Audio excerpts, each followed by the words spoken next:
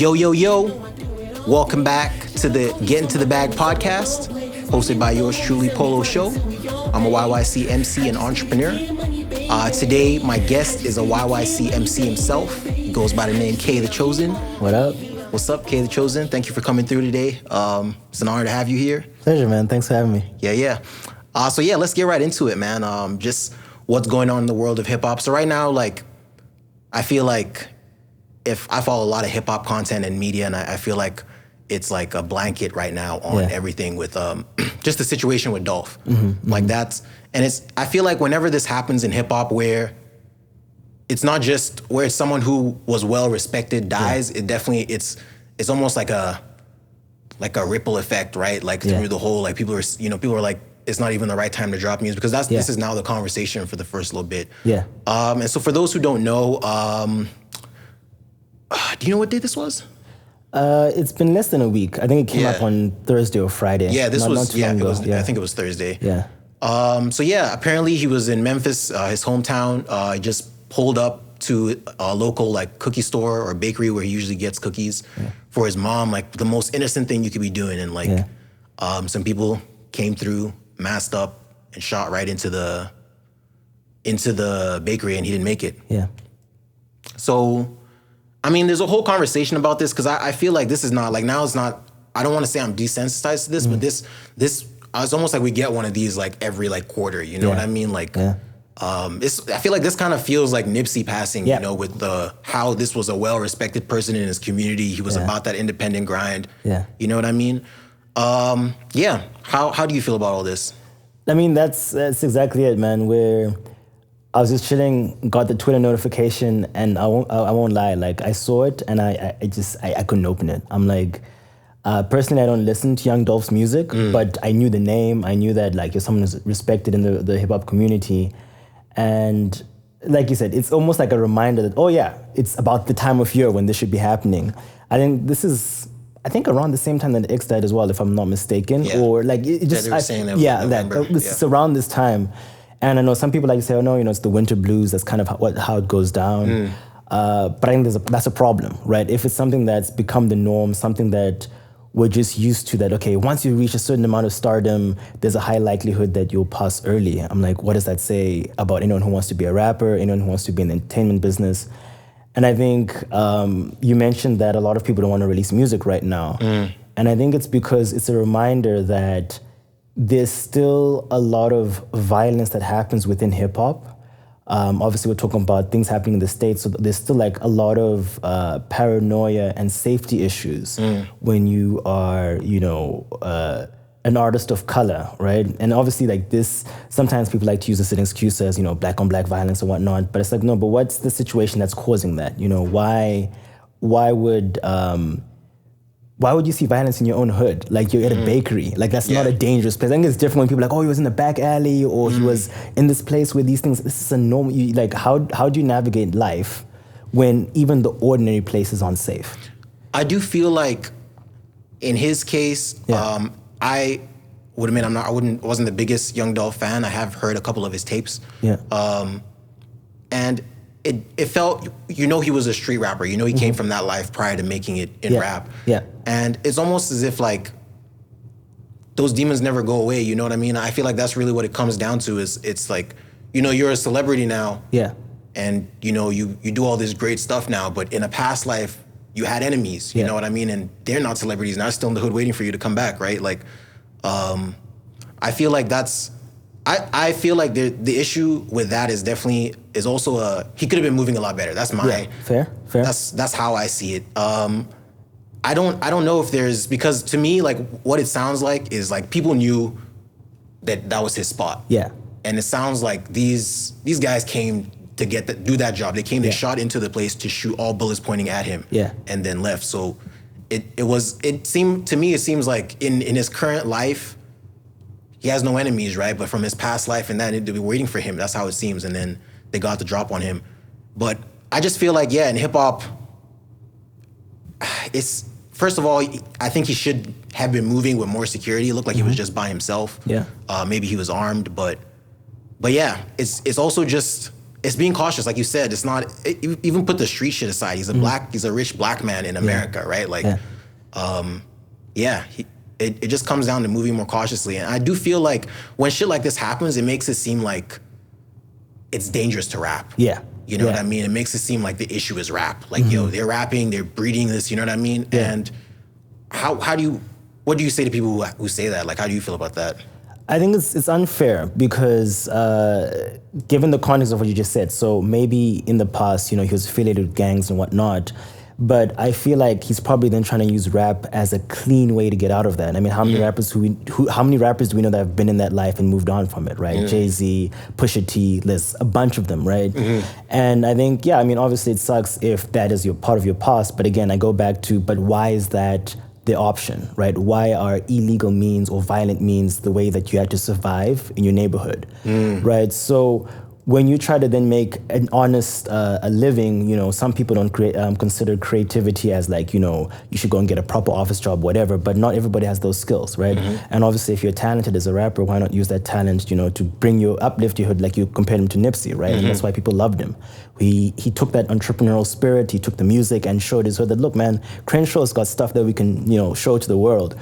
So I understand when people can say, oh no, rap breeds violence or whatnot. But I think for a lot of people, if they didn't listen to this music, they wouldn't even know what hip hop looks like. They wouldn't know the stories of what happens in New York, what happens in LA, right? Very true. So depending on the artist, some artists then do use it to glorify that lifestyle, which obviously, as an artist, that's kind of up to you. What kind of story do you want to tell? What perspective and kind of lesson are you trying to teach? But it's also important that you give people who never would understand that an opening into that world, right? So I can't tell you, okay, I don't know what Young Dolph's intentions were with his music. I don't know why he was involved in things before. But I think it's unfair to say, oh, because you did this thing this one time, you're now cursed for the rest of your life, right? Because there's no man without sins, right? So it's like, anyone who's ever done anything, if they're actively trying to change, why would you condemn them for life? That is true. And I guess the sad truth is there's nothing that, we want to say like, how could this have been prevented? And it's really one of those situations, right? I do feel like definitely moving with like knowing that, you used to get active in that neighborhood, like then, it makes sense to move with security and shit. But again, I feel like outside of those people that shot him, it seems like he's a hometown hero, you know what I mean? So he was probably just like, no one's gonna, and I feel like then that comes back to I hope that that's what rappers will take out of this is that, it's not, it's crazy because it was in his home, same thing with Nipsey. It's like, it's not all cherries and flowers. I feel like almost the mindset is like when I go to different cities, I have to have security there. But at home, you should be safe. Yeah. And that's really not, like when you're a celebrity, even the people that you think you should be safe around, sometimes like they now look at you as a target, right? Like, it's true. And so I don't know. I feel like it's a really unfortunate situation. Yeah. I feel like what rappers can take out of this is definitely move more with security. Yeah. I've got a question for you though. Yeah. So I'm forgetting names here, but there's also conspiracy theory going around that so obviously Young Dolph was one of many independent artists. I think he just had a distribution deal or something like that. With Empire. Exactly, Empire, right? So apparently, I forget the guy's name, he puts a lot of his rappers under a life insurance policy. And the rappers happen to be people like X and a couple others who've also passed away in the last couple of years. And people are like, this is looking shady. Like shady 1, 2, 3, 4, 5 rappers that you have life insurance under. So who is the guy? Is the manager forget. guy? I don't like. I think it's the manager or it's like I feel bad because I'm like, That's okay, mad. I can't bring this conspiracy theory forward without knowing the facts. But I remember seeing it and just being like, okay. Do you think there's any truth to that? Yes, given that like this was his hometown, like you said, sometimes it'd be your own. Do you think that could be part of the issue as well? Like that there's some conspiracy with like I feel like I saw a meme about it, like Empire, but I feel like the whole idea of like Empire is that they just do the distribution for you. You are still an independent owner of your masters. They just help you like distribute and they'll give you some promotion with that. Exactly. And so it's almost as if it's more likely for an actual major label to kill you because they'll own your masters when you're dead, right? And they'll keep even the percentage they're supposed to be given to you, like they can have it somewhere contractually where they don't have to pay that out to you. Whereas with Empire's situation, like it was paper route Empire, like it was still his business. Like as it is right now, like all his masters, all the money that's gonna go from streaming is gonna go to his wife and kids, right? Like to his estate. Yeah. I'm just seeing like when I'm looking at it from the label, like Empire, like there's not really any motivation for Empire to kill this guy. Like every time he puts out music, we're making money. Yeah. You know what I mean? But then isn't it then weird that if you're a distribution company, why do you have his life insurance? Or So why do is you it, have and that's what I'm saying. So I feel like that we have to definitely clear this up because if Empire is putting life insurance on these artists, that's weird. That that's is some strange. weird It shit. doesn't. Like, 'cause that's what I'm saying. Like that maybe for a label makes sense because like under a label you're more or less the employee. They're kind of contracting your work, right? But if it's just distribution, you're actually contracting them. So why would you have a life insurance policy on someone you don't have a long-term relationship with? It's almost like project to project.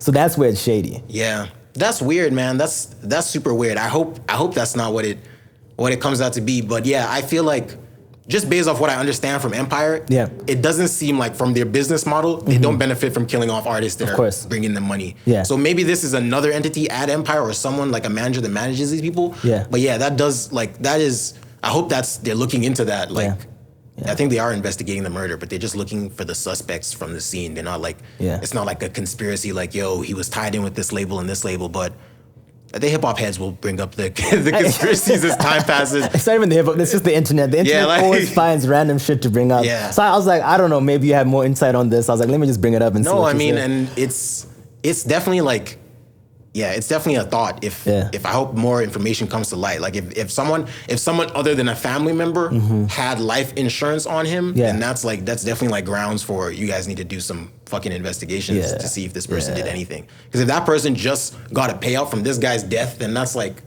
shady, man. That's mad shady. But yeah, man, that's fuck, man. I don't want to say that's the music business because then we get back into the like, yo, is it safe to be a rapper? Music? Yeah, like you were saying. But yeah, man, fuck. I hope that's not the case. Yeah. Rest in peace to Young Dolph, man. It is a beautiful thing that he was independent and he did own his masters because that's like the gem of light that comes from this. You know, it's like if a major or someone else in a different situation had died, it would be whatever percentage is on their paper. Yeah. Right. Like we know you listen to a Young Dolph song, 100% of what you know was made from that stream goes to them. And so yeah, that's a beautiful thing. RIP to Young Dolph. Definitely like the whole hip hop community is definitely like feeling this loss. And peace and love to his family, man. Yeah. And homies. Word. Yeah. I think the next thing I wanted to bring up with you was this past week. Okay. We saw Kanye. And Drake and Jay Prince in a picture. Yeah.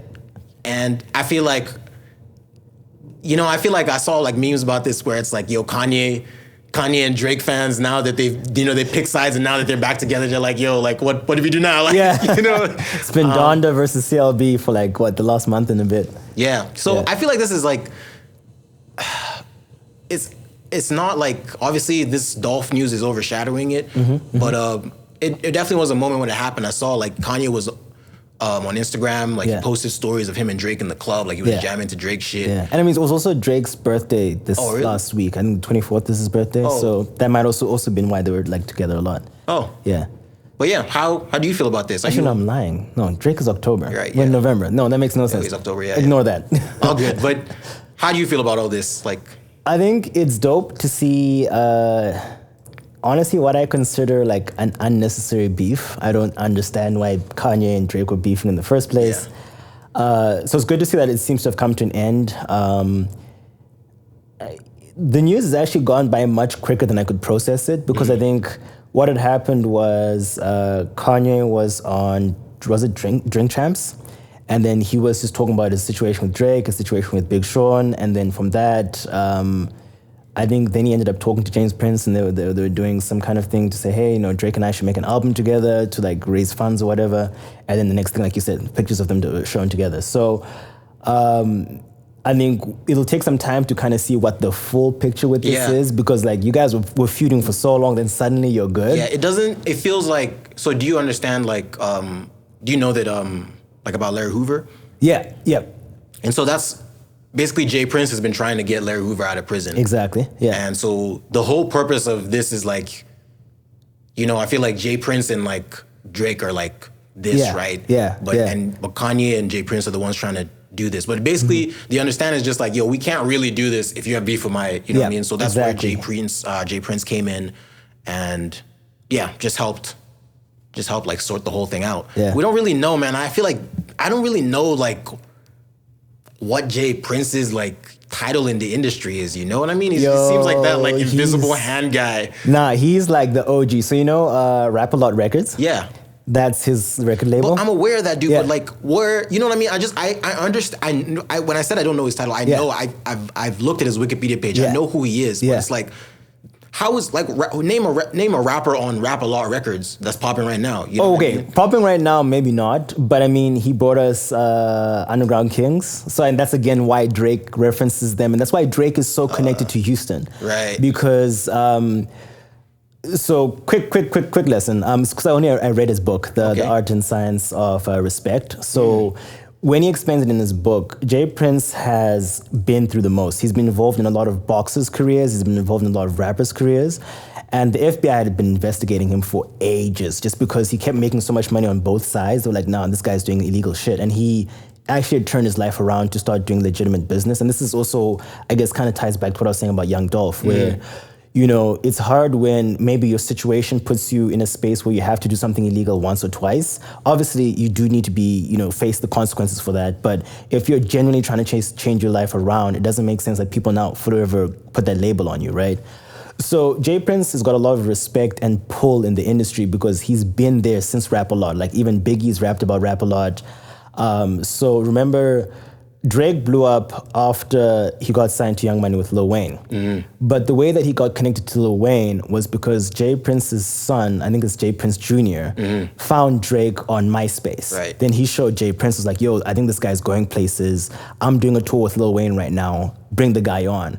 So, like, obviously, you know, maybe we can move some pieces around and Drake still becomes who Drake is, but he owes that connection with Lil Wayne to Jay Prince's son. Obviously, if Jay Prince didn't have a dad, then, you know, that wouldn't work. Okay, no, that definitely gives me more, like, so it's not, and so that answers my question. It's not his current job at Rap-A-Lot Records that's making him this tied. He's just that dude, you know what I mean? Like, even if he was retired, you would still call him, like, hey, we need to resolve. Like, he knows pretty much everybody. Like, I think he was involved in managing Floyd Mayweather at some point back before Floyd like really blew up.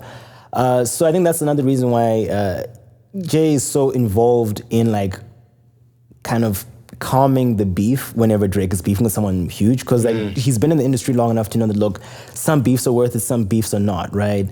And even, like I said, like he's had a lot of run-ins with the law and all like that, but it's really just because they were like, how is a black man making so much money? Like he was trying to buy an estate and they kept saying, no, we think you're dealing drugs and blah. Like his book is really good. I'd recommend it. Check it out, man. So I think it's really just one of those people where, or one of those situations where he's like, look, I'm trying to help a homie out. I believe that, you know, Larry Hoover should be freed. And, you know, Kanye is also about prison reform and changing the system.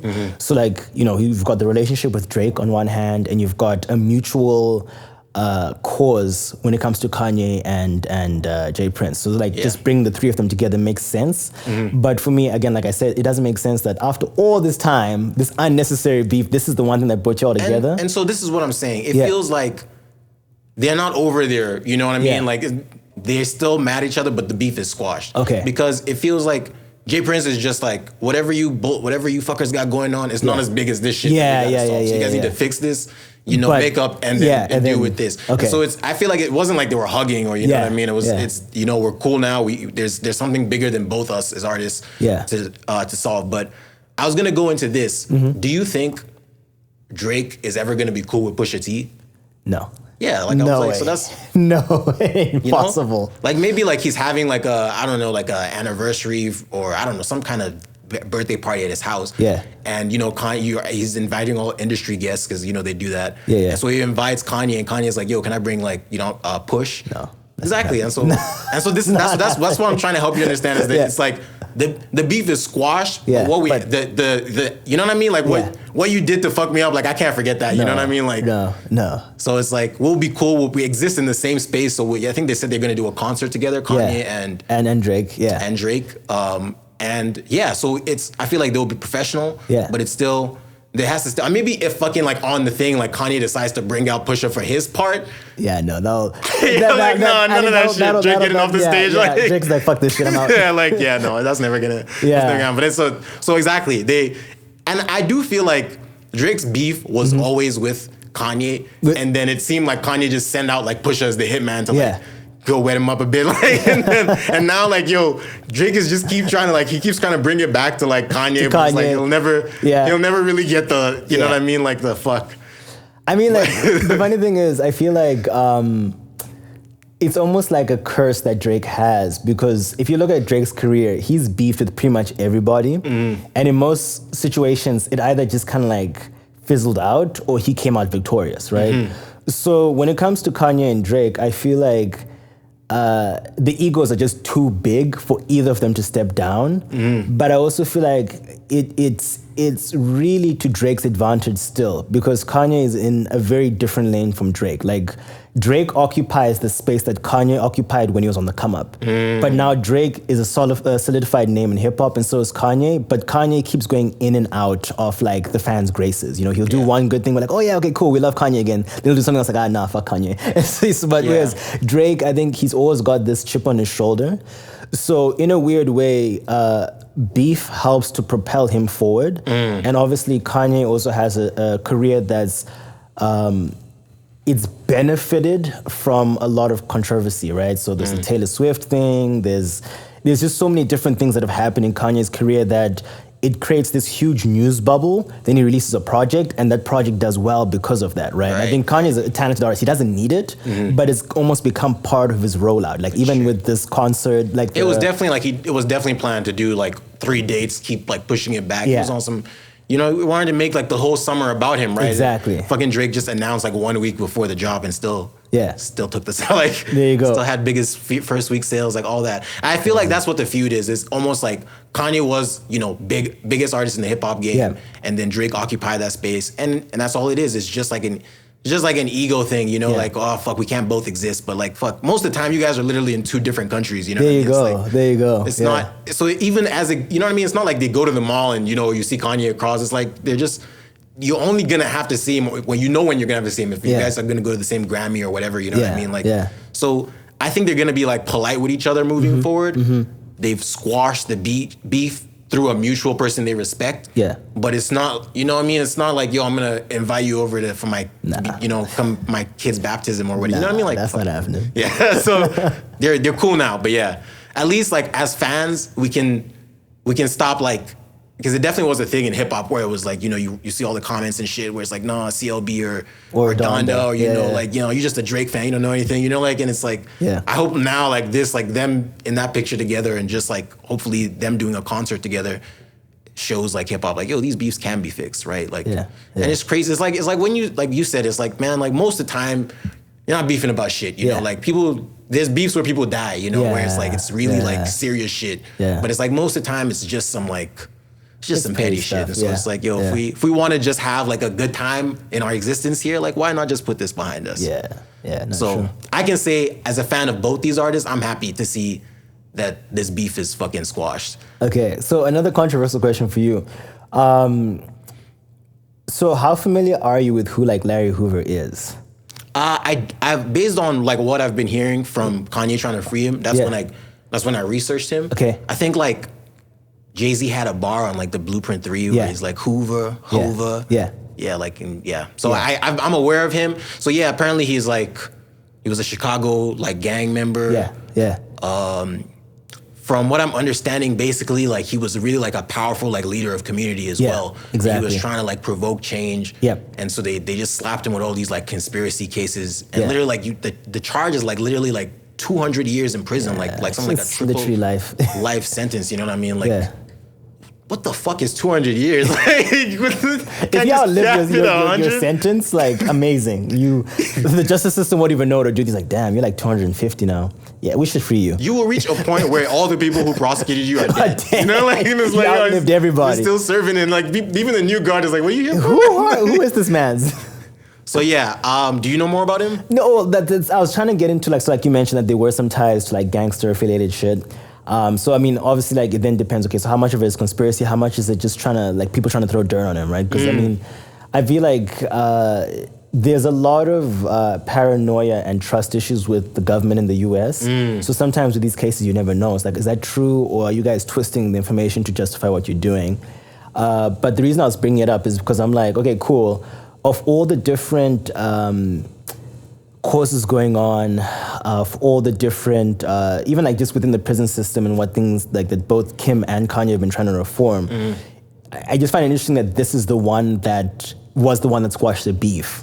You know? I do, like from what I'm getting, and I'm just seeing this from like comments and like in the hip hop world. I don't know if this is true, but it's so like they're putting a lot of like power on this guy's name. That's what I'm trying to say. Like, where it's like they're almost saying like, you know, like there's a lot of gang shit going on, like gang wars in Chirac basically going on, and they're like, yo, if this guy's free, he has the voice to like, you know, calm it or stop it. You know, and I'm like, man, that's a lot of pressure. I'm like, this guy, no one's seen him in like fucking 70-something years. Like that's how long he's been in prison. He's gonna come out and everyone's gonna listen to him.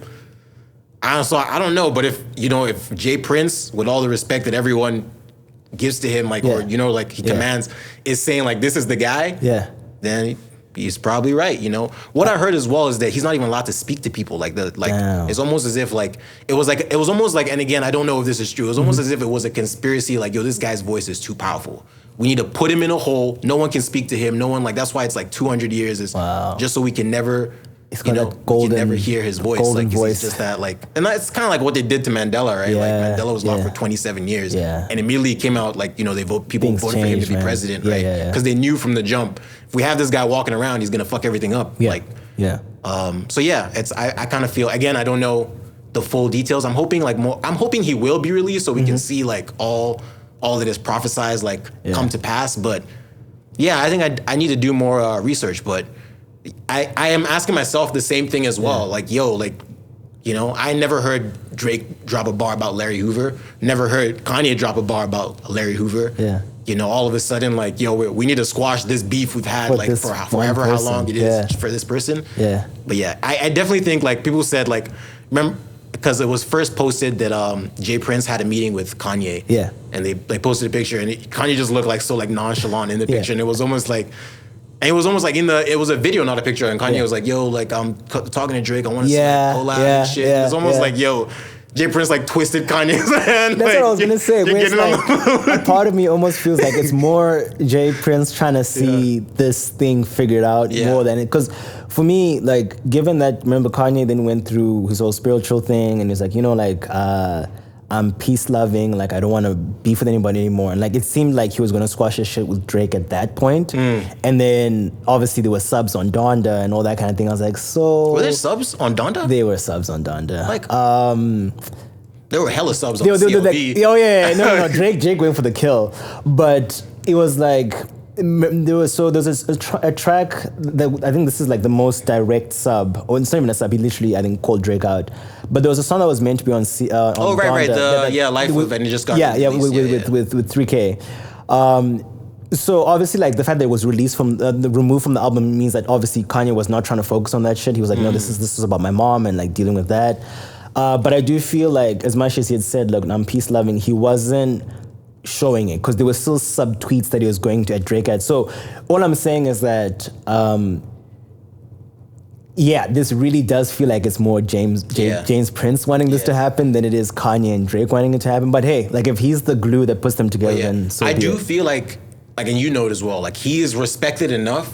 Whereas like even if Drake feels away tomorrow, it's, you know, he can't do anything. It's like, yo, I can't, you know, that's the big homie. Like, exactly. And that's how Kanye is as well. Like he might rant to all his like people around him. But when they're around Drake, it's like, oh yeah, you know, like that's how it has to be now, you know? So that's why I brought up the Pusha thing. It's not really over. But it's like for the matter at hand, it's over. You know, and we'll take it. We'll take that for now. So it's not some ongoing shit. So I did want to bring up kind of more of an international topic. Okay. So a Nigerian artist, Davido. That's his name. I actually like knew this guy like when I was living in Nigeria. No way. We went to the same like school, and then he like obviously like stayed in Nigeria and like made it in the but yeah, asking for a future now. Like, yo, bro, let's just go together. He's crazy big now, man. I think who? Yeah, man, he's probably No, done, he's featured with everybody. Yeah, Yeah, he's got like, songs yeah, with he's- Drake. yeah, Like he's that dude. yeah, I think he's known in the U.S. now. Like that's Exactly. He's part of. Yeah, he's taken yeah, off. He's like he's. If you ask people who don't even listen like Afro beats, Yeah. like they'll They know name him. him as exactly. Yeah. So he's big. Shout out David O. Yeah. So basically, this past week he went on Twitter. His birthday was gonna be the next day, and he was Yeah. like, you know, obviously in like Nigerian slang, but he was like, you know, if you know I've given you a hit, you know, before, Yeah. make sure you send me some money. Like and he's basically like the tweet. And in a series of tweets, he's like, "Yo, I have to clear my Rolls Royce Yeah. at the airport. Yeah. You know, at port. Like, so I'm trying to raise. The number was like equivalent to like $300,000 US. And it shows like as of today, like now that the thing is over, Yeah. he raised $400,000 US. Wow. Which calculated into like millions in naira. Yeah. So yeah, and so the way he did it, he was like, yo, people send me money, and he would show his bank account update, like every time people send, he would be thankful and all that. And then on Instagram, I was only following the Twitter side thing. Apparently on Instagram, he was actually like adding like other like artists, you know, that he's working, like calling people out basically, like, yo, send me my money, like, yo, like, you know, and yeah, so it was some real shit. But at the end of the day, like, I watched someone else like speak on it, and they're only like, and it was a Nigerian, they only like few artists, like he's that big. Yeah. You know, not anyone, you know what I mean? It's not just, because it was a trend shortly after he did it. There were some other artists, you know, and they hadn't even been popping like that. And they were just like, yo, if you're fans of us, send us some money, you know? And it was like, you know, and one of them even referenced like, yo, we need to show David O that, you know, as P Square. Because so, like they I feel like they kind of broke that barrier, because I think P Square was before. P Square was, Davido. but they're not that. No, right now, because they faded real quick, which is so sad. Because I think there was such a huge. They weren't even like, there was beef. There were twin brothers, and there was beef between them. Oh, so it was almost snap. like they took a picture together. Yeah. Said they've reconciled their beef. You know, just to be like, yo, support us. You know, because obviously, if you know you and your brother are beefing, but it's like, yo, we just gotta take a picture together, and the fans are gonna send us $1 million. Like, yo, we can put our beef aside today. That's the Larry Hoover. You know, like, so yeah, that's what happened. But I didn't hear any more stories about theirs, so probably it didn't take off. No doubt it didn't take off.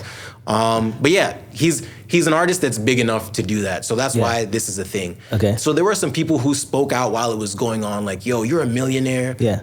Why are you doing this? Like, you know, it's all jokes and games, but you better like let us know what charity you're gonna donate all this money to when you get all the money. And it's just, you know, obviously, and there were some people who were like, he actually ran into a fan at the airport, and the guy said, I'm gonna give you like $1 million naira cash. Damn. Which is a lot of money, like a couple thousand US. Yeah. And you know, it was you could tell it was fans. He was just that big, and fans were just down to support, right? Yeah. And I guess so the conversation we're trying to have here, like, is it moral, like, for a huge celebrity? And so he's like, we've established how big he is. Yeah. So this would be like a Travis Scott, a Drake over here. Yeah. You know, just randomly going on Twitter one day saying like, hey guys, send me some fucking money. Like, how do you feel about this? So, I don't know. I feel like I could argue for both sides. I think if we remove the celebrity from it, right? So I'm just an artist, and I'm making music. I'm trying to like support myself and whatnot. I feel like we're still getting towards a point where it's becoming an industry standard for artists to be paid for what they do, right? Which is so weird. It's like, come on, man, like this has been a job for ages. But it's why people champion independent artists so much, because they know that there's less control over their art. There's less money being siphoned off the top before they get their little paycheck, even though they're making thousands and hundreds and thousands of dollars. So from an artist perspective, I think it's great when you can then leverage your brand and speak directly to your fans, right? You'll see, like, at the end of the day, anyone who's building a podcast, anyone who's building like a YouTube channel, an Instagram, eventually they end up on Patreon, they end up on, they might start doing GoFundMes and whatnot, is because the money you get off the content itself can be kind of small compared to the money you can get directly. It's because if someone's paying, so this is even less money now that it's streaming, but if someone was paying $10 for an album, right? You've got 10 plus songs on it. You're getting less than $1 per song. As artists, we know it does not take $1 to make a song. You've got to pay for the beat, you've got to clear things and all the recording and whatnot. So like there's a way to get that return quicker. Obviously, people do shows, they sell merch and whatnot.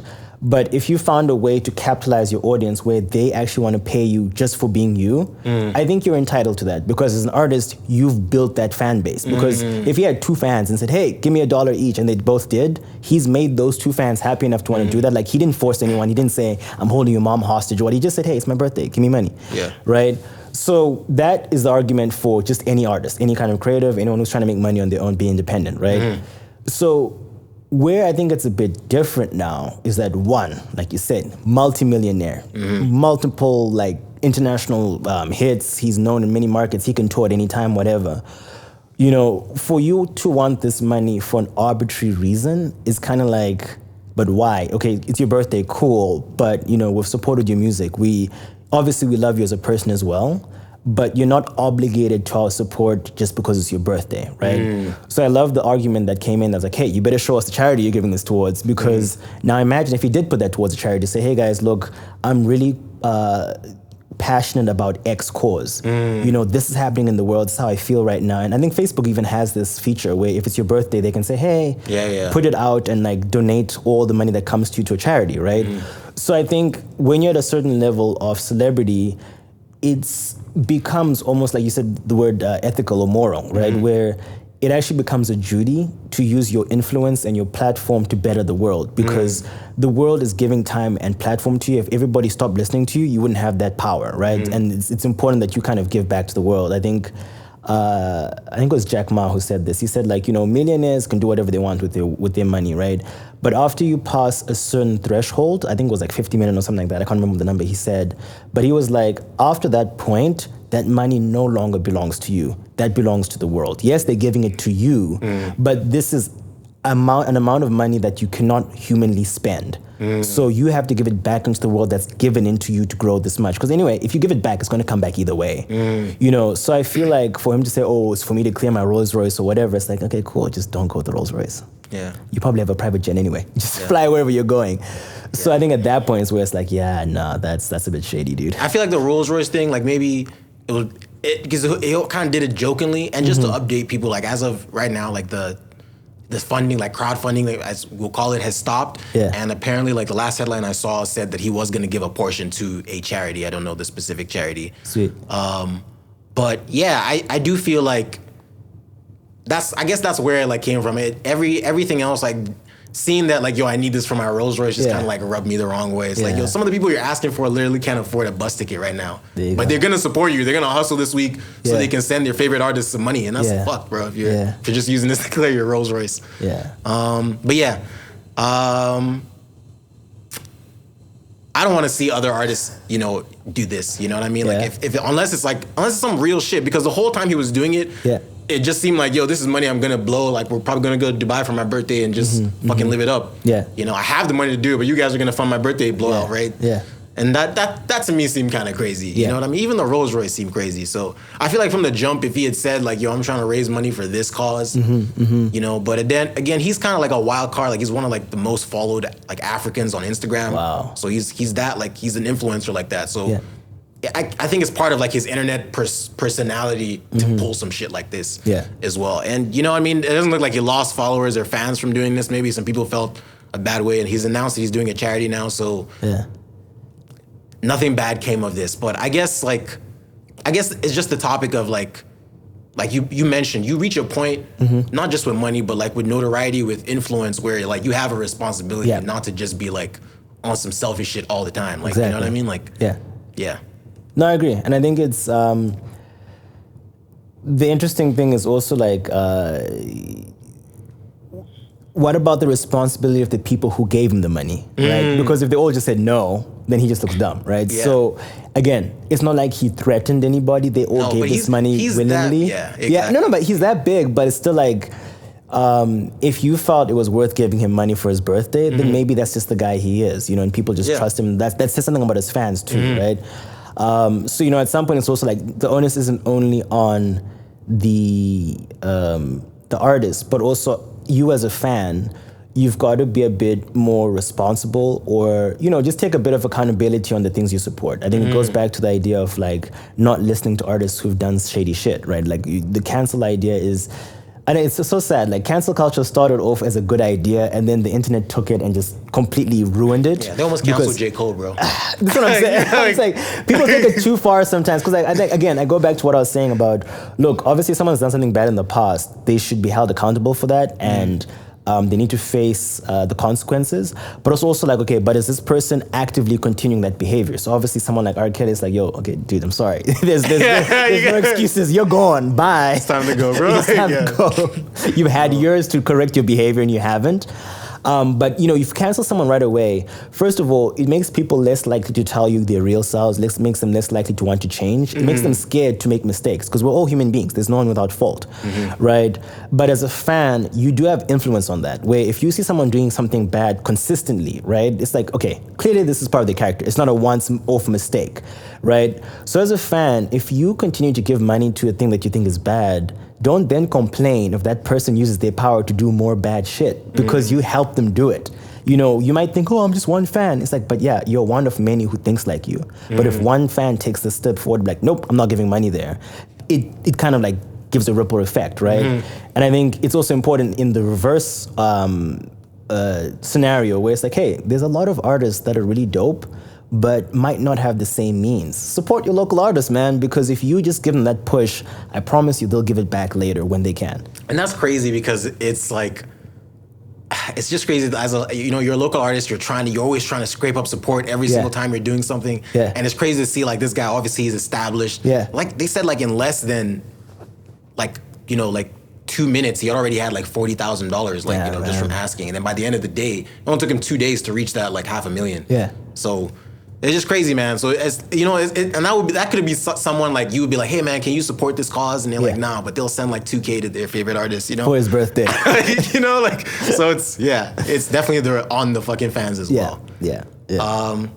So yeah, man, shout out David O. I'm glad he's giving away. He's doing a charity, so nothing bad came of this. But it definitely is a good like case study.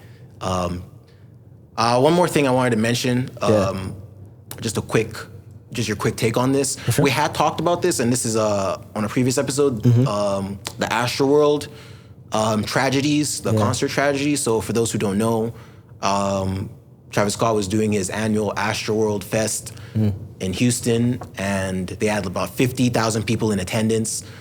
And it just went crazy, and some people got trampled. A lot of them were kids. Like seem like a lot of the casualties that are coming, like they've announced, like it's fucked up. So it's also now been announced that Travis Scott and I think the promoters and Drake is also a part of the parties, which is weird. Like it was just like, you didn't even touch the stage. But yeah, it's like a $2 billion lawsuit against them, and then there's no doubt like that money, that number is coming from like, and it's like, it's fucked up, but they have to pay, like it's not just like funeral costs or whatever. It's like damages for every trauma. Exactly. Yeah, it's a lot. And so and those lives, you can't put a number on those lives, and so $2 billion is still, I guess it's just like a punishment at the end of the day, right? Because they're not gonna lock these guys up, and we're just looking at it as outsiders viewing it. But there's families that lost. I saw one of them was a dad who had like his kid on his head, on the shoulders. Yeah, and man. once That's the 9-year-old who passed away in hospital. Could not get to his kid in time. Got basically watched it happen. You know what I mean? So I can't imagine how he feels right now. He's not like he probably doesn't think $2 billion is enough. Like he probably thinks Travis, or whoever he blames. So I'm just bringing up that their lives are not worth the $2 billion, right? Like this is I don't know where the number was calculated from, but it is, it's a starting point, right? And it looks like it's to punish these guys. How do you feel about this? I want to ask like why the fuck Drake is in this? So Drake update, I have no idea. I think it's because he's one of the performers. Really, I think that's really the only association. I think it's just because you're one of the rich guys there. It's like, oh, we have to put this on someone. That's fun. I mean, so it's actually like such a sad thing to see because one, we're coming out of the pandemic, right? People have been locked up for so long. They've been super excited to go to shows. So I think it really sucks that when things finally open up, this happens. And it's not because of the pandemic, people were too excited. I think it's a combination of different factors. So like Travis Scott as an artist, you know, again, you've built this brand, you've built this legacy, which has brought people in. So even if you're not like the person on the ground, obviously Travis wasn't the one at the gates. He wasn't the one who was doing the AMTs. He wasn't the one who organized. Like, obviously he had the overall ideas, but then you've got your event managers, Live Nation, Score More, and all that, who are actually doing the stuff on the ground. But as the artist, you know that my name is associated with this, right? So you and your team need to do as much as you can to make sure it's safe, especially because this isn't the first time Travis has been involved in something like this. He went to jail for that before. Yeah. You know, so you'd think, okay, 50,000 people, we've got to be extra careful, right? So there's that aspect to look at. There's also the aspect of the fans, you know, like those who are trampling on people. Like, come on, man, like we're human beings. When you're in a mosh pit, you know that, hey, we have fun, like as long as it's safe. Once someone's been knocked over, the mosh pit is meant to stop. We pick that person up, then we keep going, man, because we're good, like we're having a fun time. So I think there's just so many things at play. Like this is just like, it happens in a blink of an eye, but there's so many people that could have done things differently. And I feel the unfortunate thing is that at the cost of 10 lives and many injured people, you know, it's a big lesson in one, just hosting major shows. I think as artists now, you've got to think about that. You know, what kind of artist are you? Are you the kind of artist that wants to fill stadiums? Are you the kind of artist that wants to have like small, intimate shows with maybe 100, 200 people? Like, yeah, of course it's less money because you'd have to be charging those people like $100 per ticket to make the same amount of money that Travis did. But sometimes it's safer. You know, like it's a small space. It's easy to respond to emergencies. 50,000 people, I think they had like 75 cops present. I'm like, bro, that's like one cop for how many thousands people, right? Like per person. So, you know, I think it's one of those things where like as an artist, you got to think about that. As fans, you got to think about how do we keep each other safe? How do we look after each other? And I think there was even a story that came out that like fans were chanting, stop this show. And like people weren't hearing it or weren't listening. But interesting case study as well, because now you're looking at how does this affect future concerts, right? Like who's going to be held responsible? So like right now you said Travis Scott is being sued, but like, okay, how much blame are they going to put on the event organizers? How much blame are they going to put on the EMTs? Like, and it's both good and bad. Good in that, okay, cool, maybe now in the future people will be more safe with shows, but also like it might actually make people sour, where it's like, oh, now I can't do shows this big because you guys are going to charge me this much, blah, blah, blah, blah. It might bring up ticket prices now because people are like, oh no, these things are dangerous, so we've got to now factor risk into it. So like if we put in an extra $50, that'll cover any kind of legal fees later. Damn. So I think it's like, it's a really sad thing to happen just because of the impact it's had on several people's lives. But it's also something that kind of, I guess, needs to be addressed. How do we make shows safe? You know, how do we hold each other accountable as artists, as event organizers and whatnot, as fans, you know?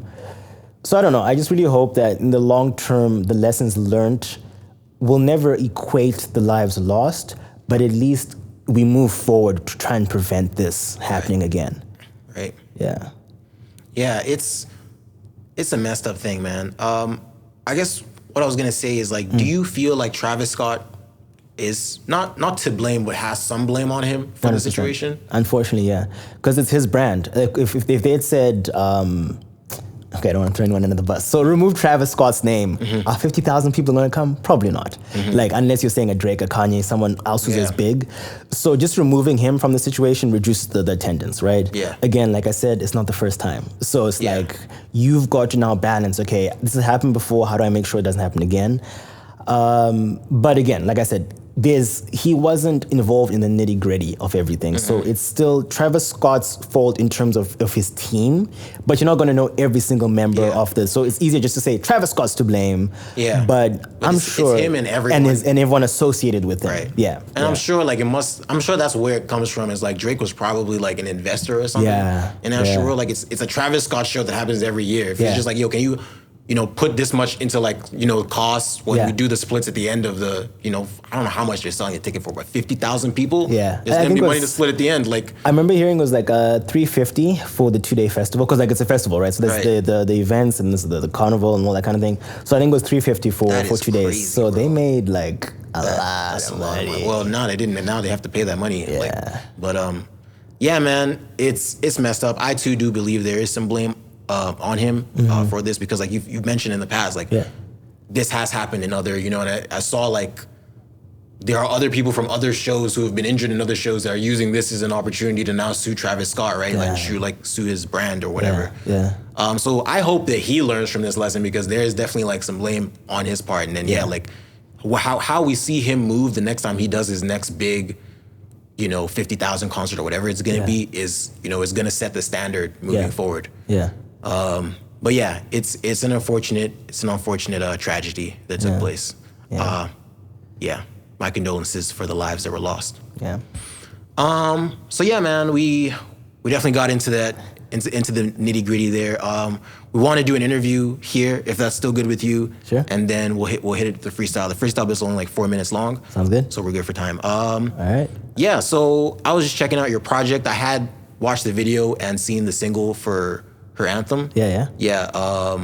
I watched that with T. Fanny. Nice. When she was here. Really dope video, man. Nice, so who directed that? So his name is Rome. Some people might know him online as Conscious Productions. So he engineered the whole project. So he recorded it, mixed, mastered it, and then he shot the music video for her anthem as well. Yeah. He's a man of many. Like, he's an artist himself too. When he raps and sings, it's Rome IX. But otherwise, his name is Jerome, so he goes by Rome. It's like dreads? Yeah. I'm sure you've met him. No, maybe I've come across him on Instagram. Maybe I've met him. You might have. Like, he's done a lot of art. Like, he's done like a lot of artist stuff. Like, he does sound for events. So like, he does pretty much everything. He's like a Swiss Army knife. Damn. Yeah. That's dope, man. Well, shout out. Shout out Rome. So yeah, video looks incredible. Thanks, man. I guess a couple questions. So let's start with the album. So the album is called Plus Advice. Advice. Yeah. Click. That's fire. Yeah, and so where that title come from? Like, what's the theme? So, advice, just like, I love words and I love titles that stay in people's heads. So like the fact that if someone looks at it, it's like, wait, what does this mean? The next time you see it, you'll remember it. Also, the idea was to look at, you know, the play on the word advice. So advice is just suggestions and you know, ways to kind of help give people feedback and criticism on to get better on things. And the album revolves around mental well-being, gender equity, racial and discriminatory issues. So I really wanted to look at, okay, why do a lot of people battle with poor mental health, especially in the last 2 years, like with the pandemic and stuff, and a lot of it is revolved around grief and like systematic issues. So the idea was, I wanted the idea of vices, so gluttony or any other things that like are really bad for your soul and your body, but also advice to help you get over that. So plus vice, the plus kind of separates the word, so that you look at the word vice, but you also look at the word advice. So that's kind of how I ended up coming up with the title. Very dope. Yeah. Very dope. Can you explain the prologue? So the very first track. Yeah. There's a female performing it. Yeah. So explain, because I'm like, how is this going to relate to KTheChosen? Yeah. So first of all, it's not. The whole idea was that the last project I did, Jauska, was very personal. It's kind of like me thinking of the ideas of fame and all that. So Jauska, it's I love words. So Jauska is a word for kind of like the hypothetical question, the conversation you have with people. So let's say you're going into a job interview, like, okay, cool. If they ask me, what are my salary expectations? I'm going to say ABC, right? So like, you've already kind of planned it before it happens. And so there's a name for that? Yeah, Jauska. That's in the dictionary? So it's a made-up word, but it's become a word now. So like, this guy wrote like a blog. It's called the Dictionary of Obscure Words. So he just came up with a whole lot of random words, and then it became an actual word. So Jauska is the name for when you have these conversations with yourself in your head. So because it was based on my thoughts on fame, a lot of that music was focused on me. I wanted the next album to be focused on the world and people, because again, I thought, coming out of the pandemic, I think we need to look at community and think about, okay, what are people going through? What can they resonate with? If you always focus on me, it's like, okay, that's dope music, but that's not my situation. So with the prologue, it just opens up this idea of someone who's battling with the idea of who am I? Like, I'm trying so hard to fit into society. I'm trying so hard to focus on like societal standards on beauty and all that kind of thing. And ending with the question, who am I, was perfect, because this character's actually died in the album, right? So the rest of the interludes and the skits are her friends talking about her, and that's answering the question. She asked, who am I? And they're telling you, oh, you were a strong person, you were an artist, you were this. And then the songs kind of give more context into like, okay, what kind of mental wellness issues might she have been dealing with? If she was dealing with racialism or racialized issues, you know, it probably stems from the fact of colonialism, right? And that's what Lo knows about. And like, and then it kind of goes. Like, as you listen to it, like it expands on that story. That's really dope, man. Yeah. And so her anthem, dope record. Yeah. I'm curious about your choice not to do a verse on that record. Yeah. What? I mean, obviously the ladies killed your verses, but was that like the plan from the jump? Like you have that hook and you're like, all right, I'm gonna get some females to kill these verses. 100%. So back to what I just said, where like the last album was really about me, this one was not. I'm a very strong advocate for like gender equity, you know, sexual assault awareness and support, as well as just like sex positivity and consent. So I've got a lot of women who are very significant in my life, and that's why it's a lot of the album is from a female perspective, even though it's my voice. I'm telling like, you know, stories that I've heard from my female friends, family members and things like that. Obviously they're universal, like it applies to all genders. Like I'm sure you can see yourself in different stories, even within her anthem. It's like, yeah, man, like I feel the hype. I might not be a her, but I'm like, I'm feeling this cipher. So for me, it was important that, you know, the majority of the album is me looking at issues that affect female identifying people, but I'm telling the story. So at some point I'm like, my guy, you better let the women speak for themselves, otherwise you're done. So I figured, look, man, honestly, sometimes what's important is to just provide a platform for people and then let them do their thing. I think quite often people are like, oh no, I'm gonna be the savior for women, blah, blah, blah, blah, blah. It's like, okay, cool, but you're so focused on you being the savior, you're not actually trying to do the work. You're just trying to be in front of the work, right? So for me, it's like, look, people are gonna hear a KTheChosen album's coming out, they're gonna see this title, they're like, oh, her anthem, okay, I don't know what he's gonna say on this. They're gonna hear me right at the beginning on the hook, they're gonna, oh, these bars are coming, and then listen to the song until the end. I'm like, wait, I didn't hear his verse. Did I miss something? Then go back. And now you've gone and heard these verses twice. You're gonna forget I'm not on it. You're just gonna be listening to these three amazing, talented MCs, and even forget that they're female. You're gonna be like, oh shit. Also, they're all women. Like, what the hell? And I think, again, it goes back to the main story where it's a female character. So I felt like one of the most powerful songs needed to be from a female perspective. Very dope. Very dope, man. And yeah, all those ladies, so Zither Free, Bivite, and Dorsalina. Yeah, all killed their verses. Killed it. Bodied it. So the video. Yeah. Where did that concept come from? Like, they're all in like different locations. Yeah. Like, what? So did you come up with that idea? Yeah, so Rome and I worked on that together. Again, like Rome is amazing. He shot the video, he edited the video, he was director. So essentially what I told him was like, look, this is such a badass song. We've got to make sure that we kind of capture the essence of each of the different characters that they're playing. So, you know, we're like, okay, cool, so what do we do with that? So we kind of had like a loose idea. We wanted it to be based on like a Tarantino movie, you know, like Kill Bill vibe, like just badass women kicking ass. So Charlie's Angels kind of vibe. And then, you know, it was like, okay, cool, this music video is obviously going to be a high budget because we've got so many scenes going on, we've got a whole lot of things happening. But at the end of the day, like I said, the album is also about community. So we figured, look, one way to cut costs, but also make sure that the video lives past the music, let's go around Calgary, talk to different businesses and say, hey, look, we've got a banger of a song coming out.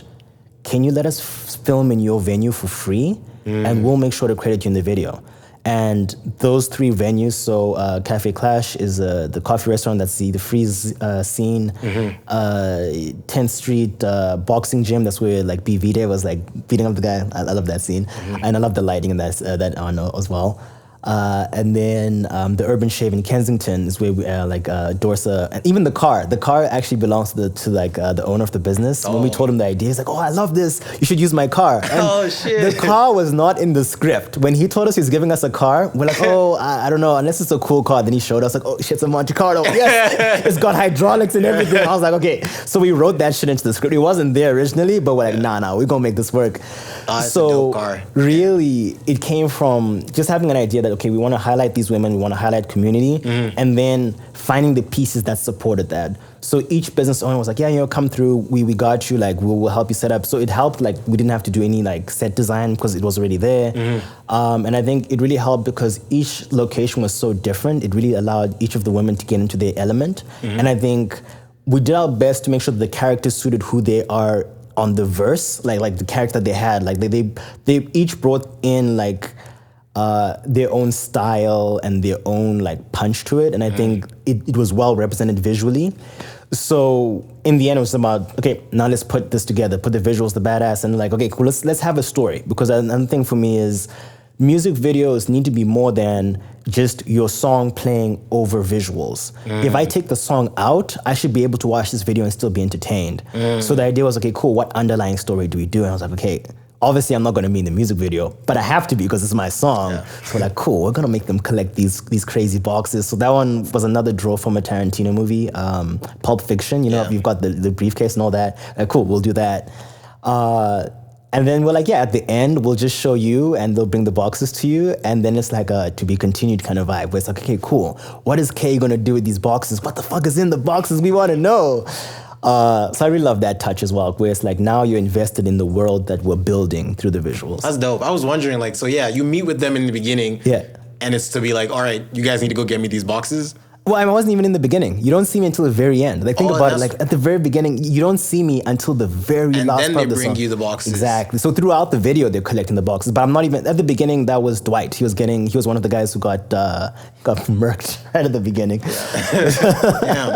Yeah. We wanted it to be like badass without being like too gory, because like I'm not a fan of gore myself, but I think we were able to balance it where it's still watchable on YouTube without you getting like, oh my god, nightmares.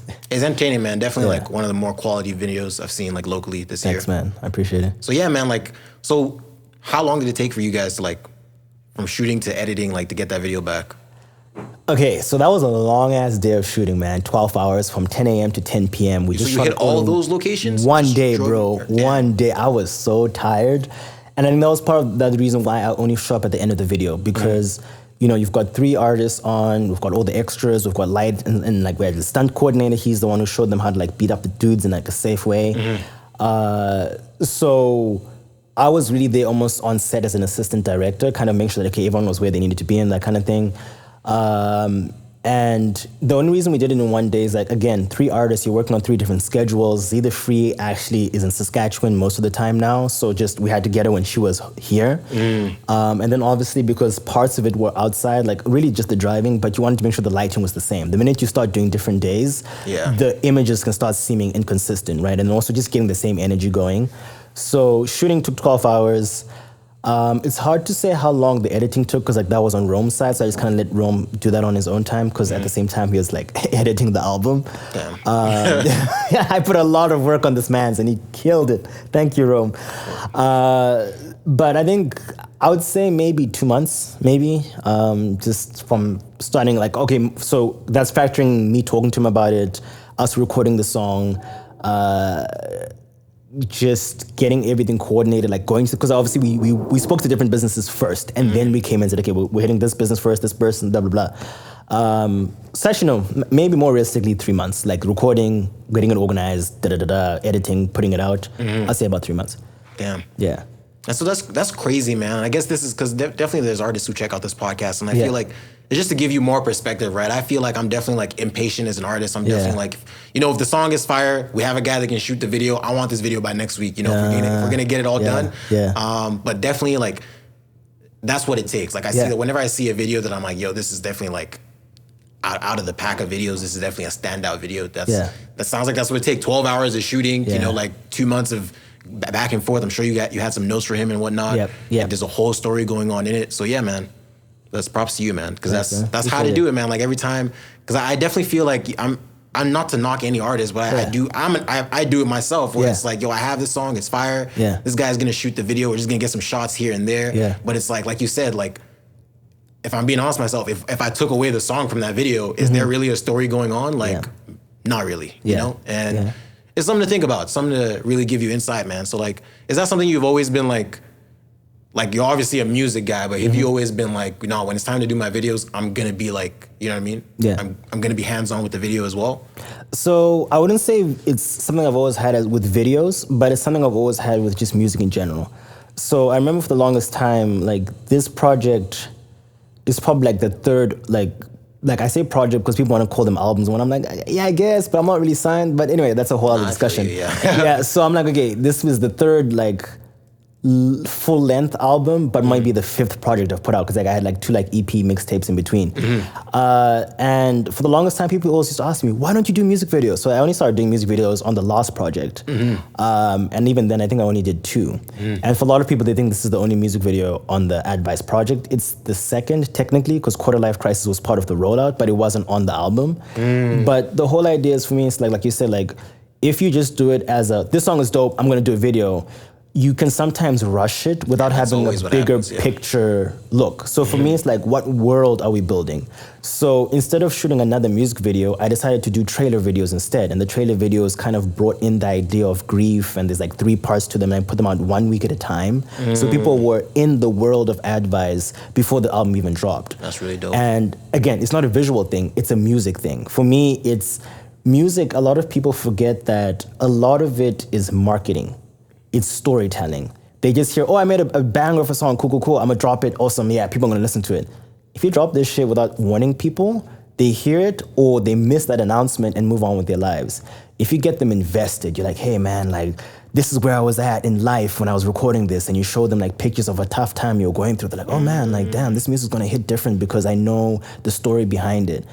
And unfortunately, that takes more time to do it because you have to make sure that whatever story you're trying to craft it makes sense, it's cohesive, and it's paced properly. If you do it too quickly, people miss shit. Like, there's so many people online now, especially with the pandemic. You're competing with everybody doing lives, everybody doing live concerts and streamed concerts.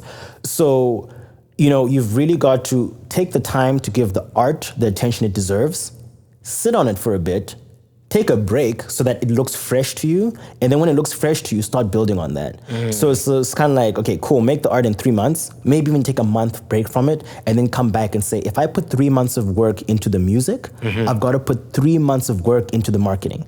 Because it really hurts. And I think a lot of artists complain about this. Oh, I make dope music, but no one listens to it. It's like, yeah, because you probably didn't market it well. And I love that people want to believe that good music gets traction. Absolute lie.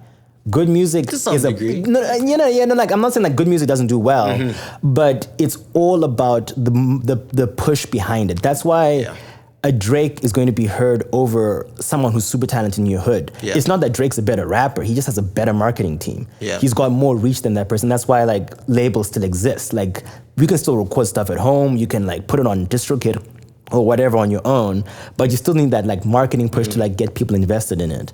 And I feel like if artists took more time focusing on the marketing and the management of their music, they'd be way more successful because you've got to put as much creativity into that as you do the music. Like, obviously the music is dope, love it, but if you're not creative in terms of marketing, get someone who is, and then get them to put as much effort you did in the music as they do in the marketing. Because there's someone out there who's passionate about marketing, right? Just the same way that you're passionate about music.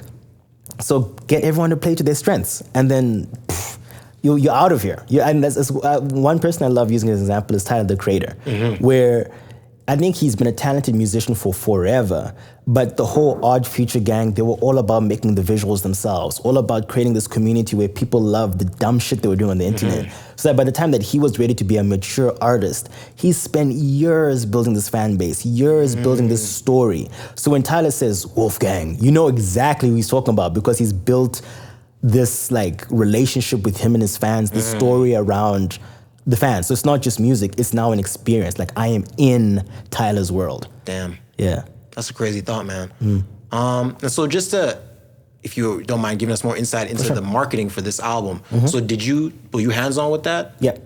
And would you say so with this album, you had that, like you held up to that, like, all right, the amount of time I'm gonna spend on working on this project, I'm gonna spend into strategizing and putting 100%. out a plan. 100%. So do you mind detailing like some of the things you did, like pre-drop and then after the drop? For sure.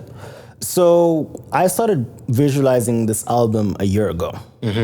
the music was being recorded, I think we probably started around this time last year.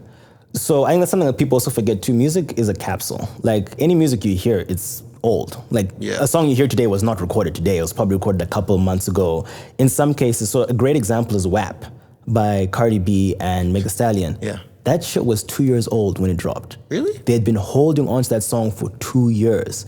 But it sounds recent because they knew it. They knew that like this song is going to pop, but we've got to wait for Meg's career and Cardi B's career to be in the right spot where both their personalities are going to push the song further, right? And I think that's something else that musicians need to learn, that, hey, there's nothing wrong with recording a song when you're feeling it, but you don't always have to release it when you're feeling it. Like, wait, like if you've got a song about COVID and you put it out right in the middle of COVID, yeah, it might pop off, or you could hold on to it and make it more of a reflective piece, but it then just depends on how you read the market, how you know your fans and whatnot.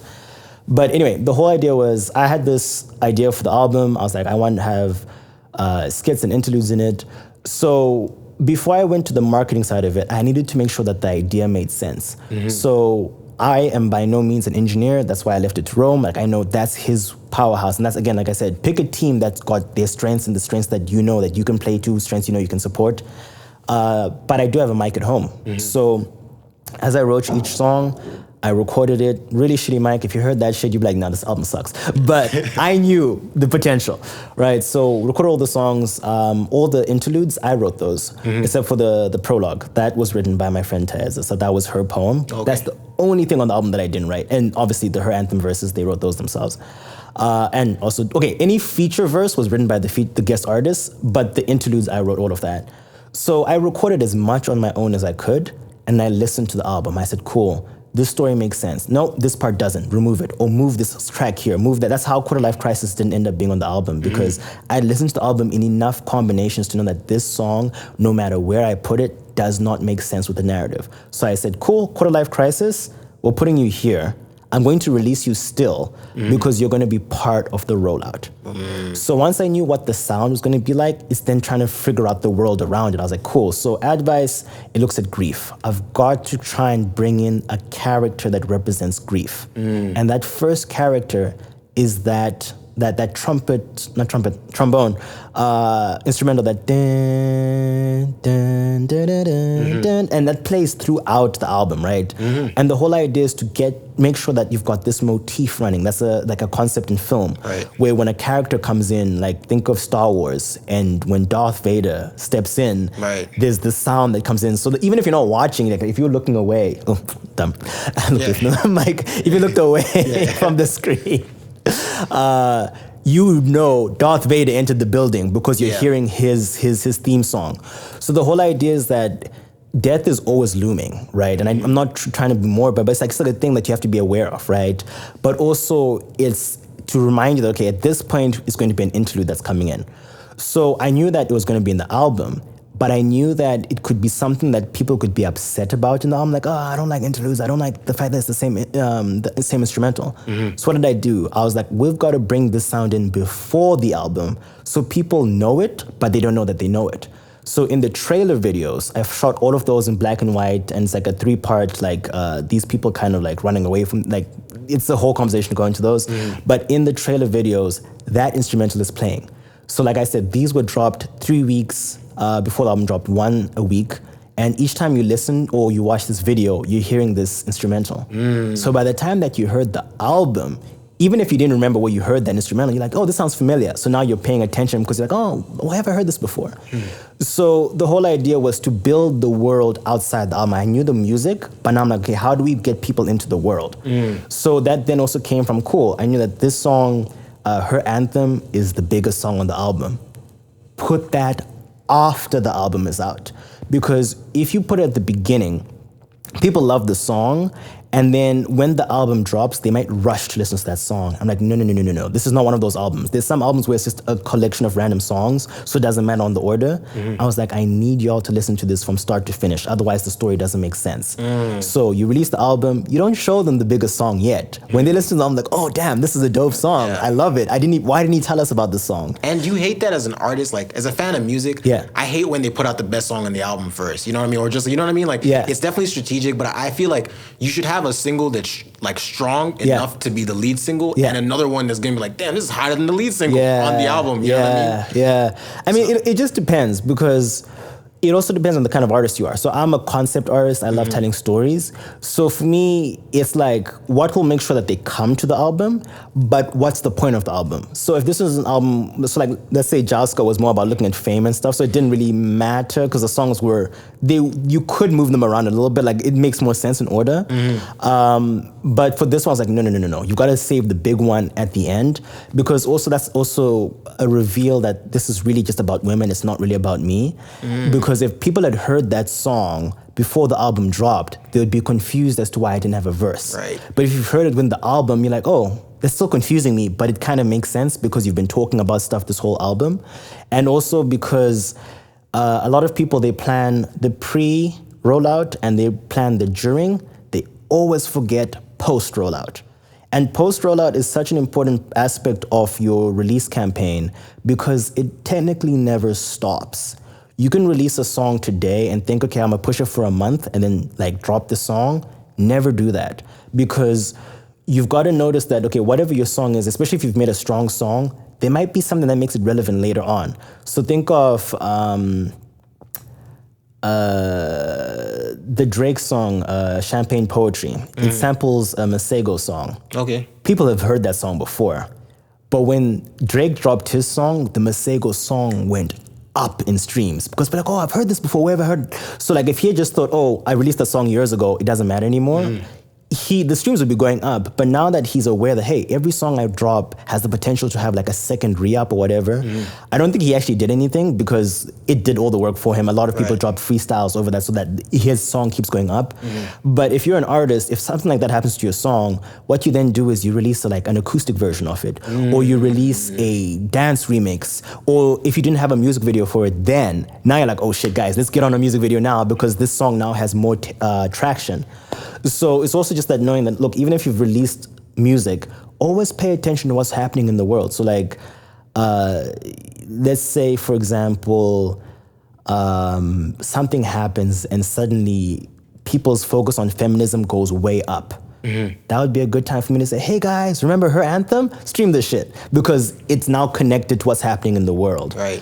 So obviously my immediate intention with the music video was to give visuals to the album, but also let people have the music for a week, then comes the visuals and like, oh, I like these visuals. If I haven't heard the album, let me go and check it out. Right. But there's still stuff right now that I'm planning. Like right now, obviously a lot of what I'm doing is just showing all the press side of things. Right. And obviously, again, that was also planned before the music dropped. I was like, okay, cool, gotta talk to all these people. I worked with a publicist. I said, hey guys, can you help me like push this as far? And it's also an investment, right? Where you can decide, I want this album to stream a lot, so you'd invest in a publicist or invest in different playlisters to make sure that your album gets a bunch of streams at the beginning, or even Facebook ads if that's how you want to push your music. But this goes back to that planning at the beginning, to be like, what is my album about? What is the world I'm trying to build? And what is the impact I want it to have? If you want it to make you make a lot of money, of course, streaming and performances is what you should be focusing on in your plan. So when you're releasing the album, you should be releasing it as a, yo, this is the hypest album you're ever going to hear. Make sure that you invest in it now, because when I'm performing this shit, it's going to be crazy, right? Like, because like if you don't give people that energy at the beginning, when you've just released the album, said, oh, this is dope music, and then suddenly say, come out, they're like, oh, you didn't tell us you wanted us to come out. You should have had that energy at the beginning. So in this, when I was releasing, I was like, hey guys, this is a very important, it's a deep question. I was asking people, hey, how have you been dealing with the pandemic? How have you been? Like, let's talk about mental wellness. And I was doing that way before people even knew this album was coming out. So they'd already been vulnerable with me. We were already in a vulnerable state. And when the album came out, they're like, oh man, I relate with this shit. So it's really all about make the music, sit on the music for a bit, and then decide, what is my plan with this music? What am I trying to do with it long term? Sketch out your plan. No plan goes according to plan. Like, there's always things that will move around. But at least as you're starting to release it and execute it, you can say, okay, cool, this was the goal. We're a bit off by here, but at least I know because I had a goal. But a lot of artists, like, this music is dope, let me just put it out. I'm like, but what's your goal with this music? Are you trying to get more fans? Are you trying to get more streaming numbers? Are you trying to perform at festivals? Like, it's really, what are you trying to do with the music besides make it sound good? Word. Yeah. Yeah, man, like you definitely got a lot of like marketing insight, man. You got a good mind for it. Thanks, appreciate it. yeah, definitely. I feel like on a different date, I'm definitely gonna pick your brain. Like, please do. Yeah. Like again, this is just one thing I need to say because something that frustrates me about the industry. There are no secrets. Talk to each other. Artists, please. I think that's another thing I was trying to show on this album. Like there's like 12 features on this album. Collaborate with each other. One, it's less work. Like it's more work in terms of communication, but less work. Like if I don't have to write all the verses, that's half my work done for me. If I don't have to shoot all the music videos myself, that's less work for me. But you learn from each other. Your approach to music is different from mine. If I watch you do your thing, I'm like, oh, damn, I've never tried recording that way. Let me try that. You know, like you'll see something I'm doing, like, oh, dude, I like how you do your Instagram posts. Do you mind showing me that? I'm like, yeah, of course. Because if I show you and you find a better way to do what I did, I'm like, cool. Now I'm kind of learning from you, learning from me. Like and then the scene improves, then everybody improves, and then everyone will just come to Calgary because they're like, damn, man, there's something special about that space. It's good, man. You definitely have the right attitude towards that, man. 100%. And I hope artists listening definitely take that to heart. But yeah, man. I'm always happy to help people. My last question for you is: so can we expect another music video from this album? Yeah, it's already in the works, or you? It's in the works. I'm not gonna lie. I've done a lot of work. So we were supposed to be shooting another music video right now, but I also have a day job. So I'm like, yo guys, I'm tired. I'm like, take a break. Let's take a break. So we'll get back to that early January, I think. I think we'll start planning it in December, January. So that might mean you might only see it mid-year or something like that. Okay. Usually if I go quiet, it means I'm working on something. So I'm about to do that. So we're working on the next stage of like promoting the album. I think this is the first time where I'm like, I am actually not allowed to release new music. I've set that goal for myself to say, there's still a lot of potential with this album that I want to explore. So I'm not going to release any new music until that's done because it's going to take the attention away. It's, again, world building. If you're introducing a new character to this world, it needs to support it, or we're saying we're done with this world and move on to the next thing. So definitely a lot of visual and audio that I'm working on, like just to expand the advice world. I can't say what it is right now because we're still figuring that out. That's fair. That's fair. So you can't name drop the song? Nothing. That's dope. Yeah, man, that's really a lot of insight from you, man, on your album process. Congrats to you for dropping your third or fifth project, or whichever way you want to look at it. Yeah, man, very dope, very dope. We're definitely looking forward to this next music video. Thanks, man. Word. Yeah.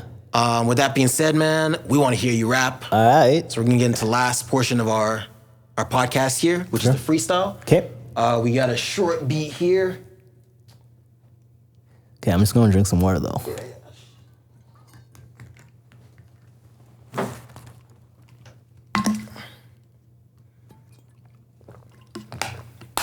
So yeah, beat's about 4 minutes long. All right. We're gonna go back and forth on the beat, like so. Whoever is going, just make sure there's not too much empty time on the beat, right? Like immediately I get off, hop on, right? Immediately you get off, hop on. Watch the throwing shit. Don't feel like you have to get off. You feel like you caught a wave, keep going, man. All right. But yeah. All right. You want to start or should I start? Let me hear the beat and I'll let you know. Also, if you're feeling like starting, by all means, go for it. It's a slower beat, so okay. It's chiller. I'll start. Okay.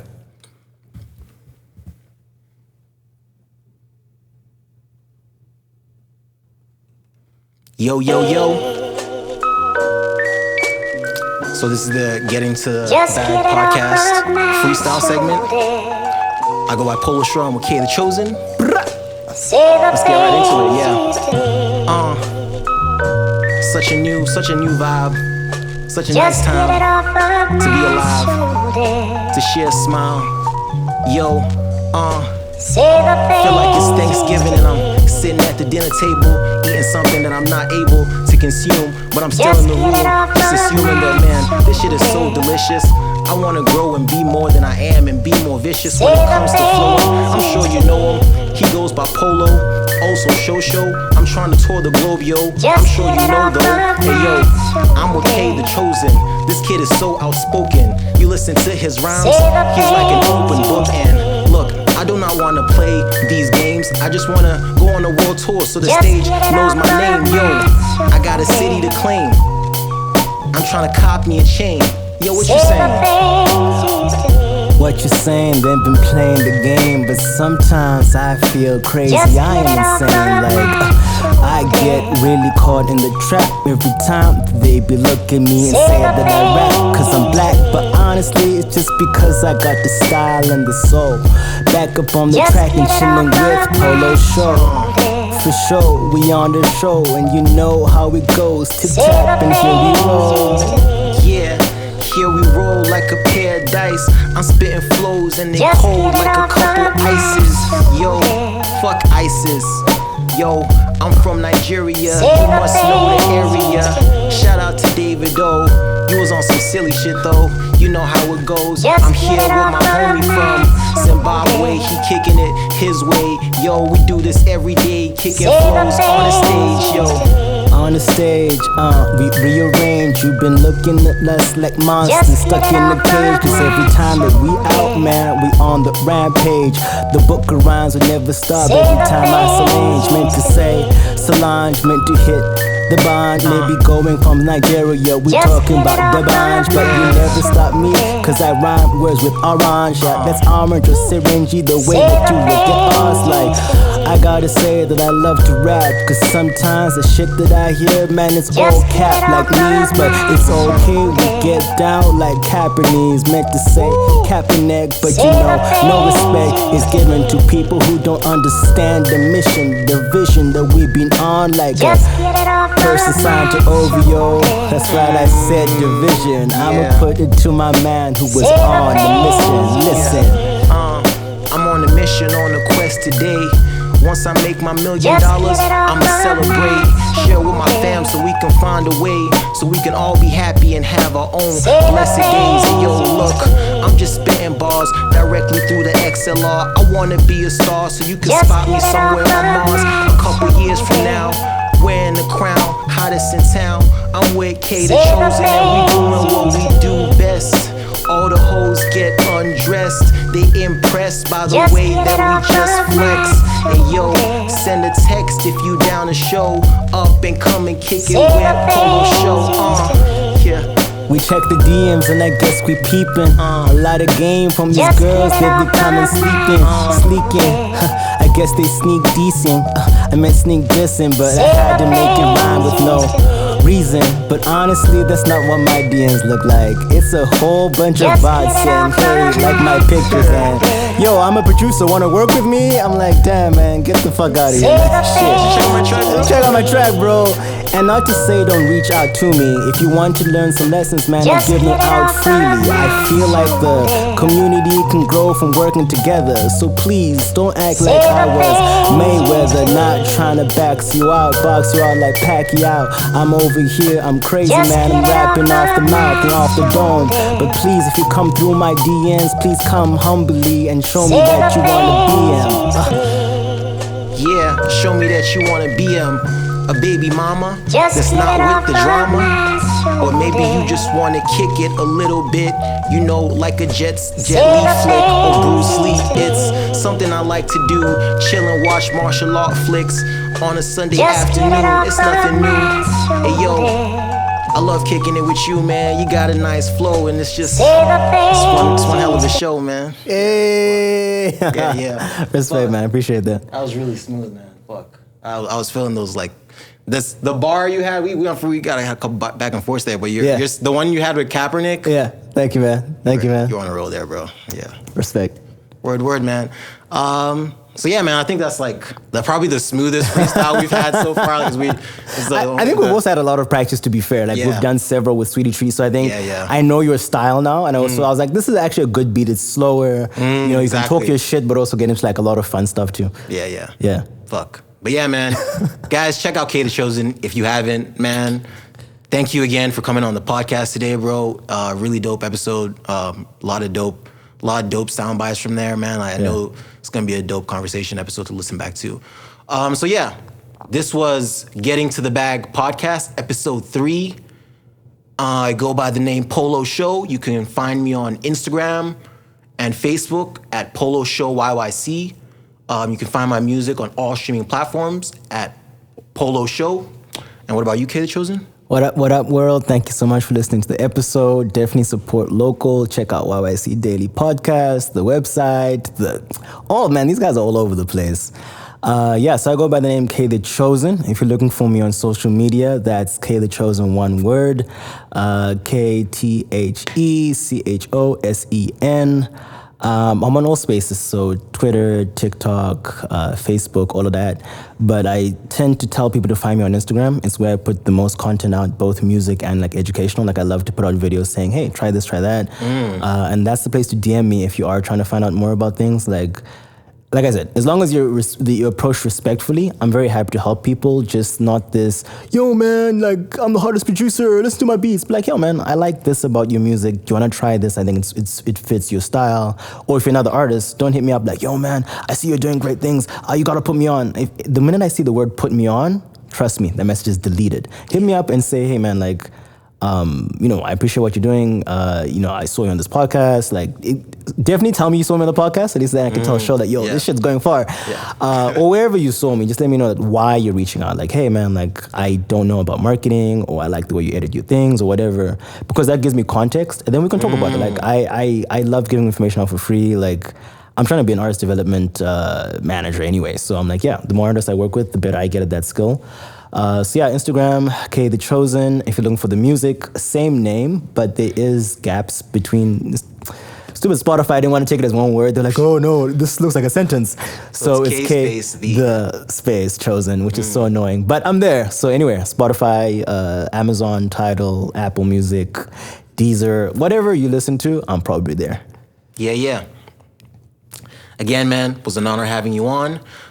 Make sure to subscribe to the YouTube channel. If you're watching this on YouTube, make sure to like and leave a thoughtful comment if you're fucking with some of this content. Until next week, guys, thank you. Peace. Peace.